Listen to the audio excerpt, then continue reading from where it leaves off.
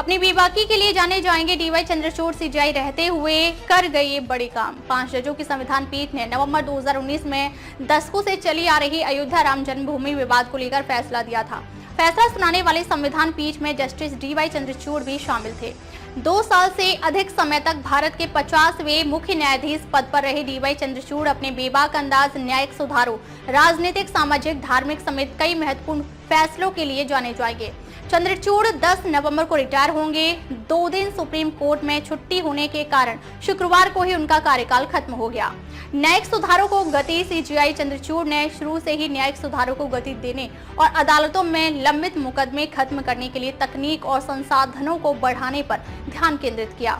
वह supreme court समेत देश की अदालतों को अत्याधुनिक तकनीक और बेहतर संसाधन मुहैया कराने को हमेशा तत्पर दिखे।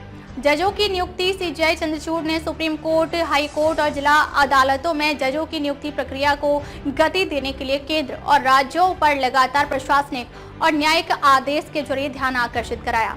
सुनवाई का सीधा प्रसारण। इसके अलावा सीजेआई चंद्रचूड़ ने सुप्रीम कोर्ट में मुकदमों की सुनवाई का सीधा प्रसारण, मुकदमों की निगरानी के लिए सुप्रीम कोर्ट में वॉर रूम, राष्ट्रीय न्यायिक संग्रहालय एवं अभिलेखार यानी NJMA को स्थापित किया। क्षेत्रीय भाषाओं में फैसलों का अनुवाद।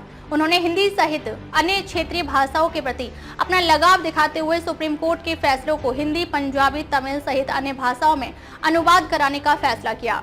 निजता और आधार के मुद्दे पर फैसला। सुप्रीम कोर्ट के 9 जजों की संविधान पीठ 2017 में निजता और आधार से जुड़े मसले पर अपना फैसला देते हुए निजता को मौलिक अधिकार दिया। इस पीठ में जस्टिस चंद्रचूड़ न सिर्फ शामिल थे बल्कि यह ऐतिहासिक फैसला भी उन्होंने ही लिखा था। इसके कुछ माह बाद भी संविधान पीठ ने 41 के बहुमत से आधार की संवैधानिकता को बरकरार रखा।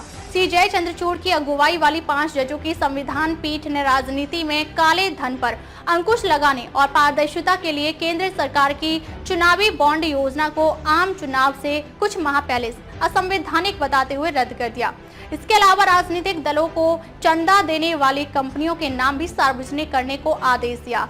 केंद्र ने 2018 में चुनावी बॉन्ड योजना शुरू की थी। अयोध्या राम जन्मभूमि विवाद। सुप्रीम कोर्ट के 5 जजों की संविधान पीठ ने नवंबर 2019 में दशकों से चली आ रही अयोध्या राम जन्मभूमि विवाद को लेकर फैसला दिया था। फैसला सुनाने वाले संविधान पीठ में जस्टिस डीवाई चंद्रचूड़ भी शामिल थे। करीब 200 साल पुराना विवाद 1980 के दशक में हिंदुत्व की एक मजबूत पहचान बन गया। पूरी दुनिया की निगाहें इस पर टिक गई थी।